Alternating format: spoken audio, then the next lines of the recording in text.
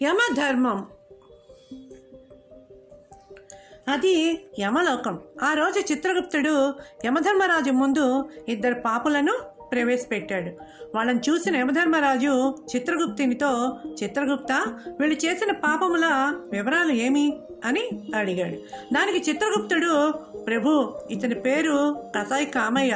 ఇతను రోజు కొన్ని జంతువులను చంపి వాటి మాంసం జనాలకు అమ్మి పొట్ట పోసుకునేవాడు. అన్యం పుణ్యం ఎరగని అమాయక ప్రాణులను చంపిన ఇతనికి కఠిన శిక్ష విధించవలసిందిగా శ్రీవారిని కోరుతున్నాను అన్నాడు కసాయి కామయ్యను చూపిస్తూ. ఆహా, మరి అతను చేసిన పాపములేమిటి అని చిత్రగుప్తుని అడిగాడు యమధర్మరాజు రెండో అతనికేసి చూస్తూ. అందుకు సమాధానంగా, ప్రభు, ఇతని పేరు భూపతి భూషయ్య. ఇతనికి 100 ఎకరాల భూసంపద ఉంది.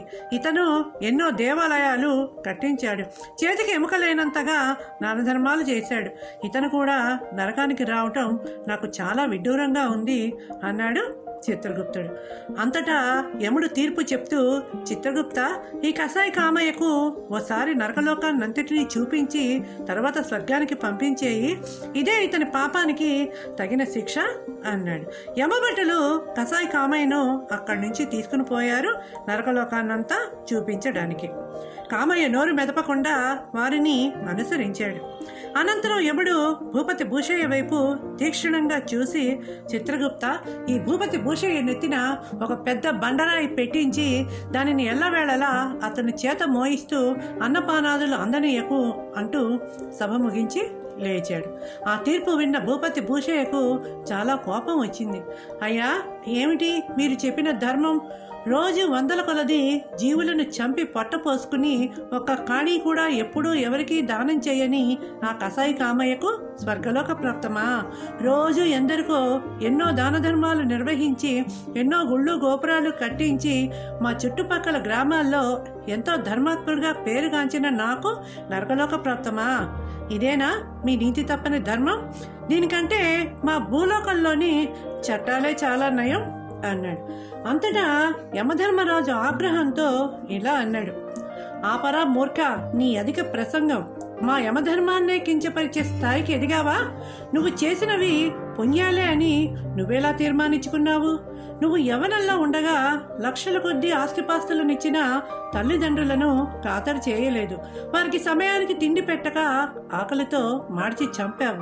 వారికి వచ్చిన జబ్బులకు సరైన వైద్యం చేయించలేదు సరికదా, వారిని అసహించుకొని ఇంట్లోంచి బయటికి వెళ్ళగొట్టావు. నీ యవనం కాస్త జారిపోయాక పురాణ ఇతిహాసాలు చదివి నువ్వు చేసిన వాటికి నీకు పాపభీతి పట్టుకున్నది.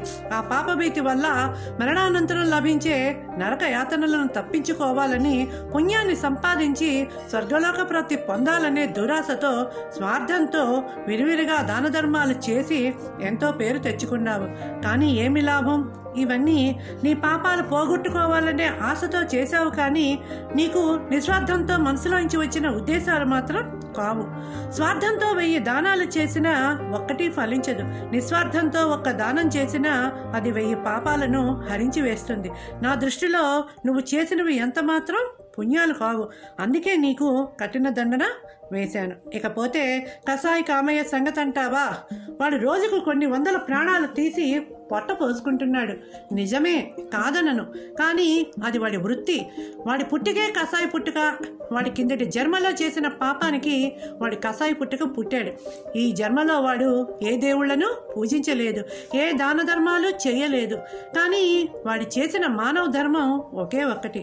అదే వాడిని పాపాల నుండి గట్టెక్కించింది. వాడు చేసిన ధర్మం ఏమిటంటే, వాడి రోజు మాంసం అమ్మి ఇంటికి వెళ్ళాక కళ్ళు లేని ముసలి తల్లిదండ్రులకు స్నానం చేయించి వారికి వంట చేసి భోజనం తినిపించి మిగిలింది తాను తినేవాడు. వాడు నిద్రపోయే వరకు వాళ్లకు సేవ చేసేవాడు. ఇవన్నీ వాడు నలుగురు చూడాలని, తనను మెచ్చుకోవాలని, తనకు పుణ్యం రావాలని ఆశించి ఏనాడు చేయలేదు.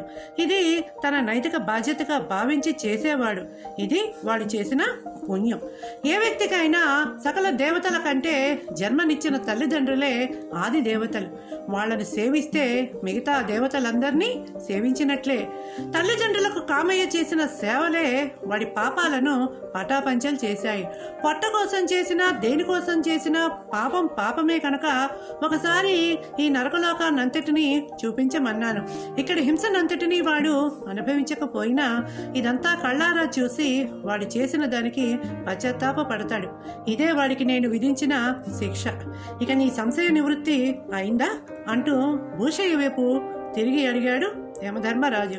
భూషయ్య యమధర్మరాజు మాటలలోని అంతరార్థం గ్రహించాడు. తను చేసిన తప్పును తలుచుకొని మిక్కిలి బాధపడ్డాడు. ఇక ఇప్పుడు చేసేదేమీ లేదని గ్రహించి తల ఉంచుకొని యమభటుల వెంట నడిచాడు. కథ సమాప్తం. ఈ కథ కనుక మీకు నచ్చినట్లయితే లైక్ చేయండి, షేర్ చేయండి, సబ్స్క్రైబ్ చేసుకోండి. Thank you.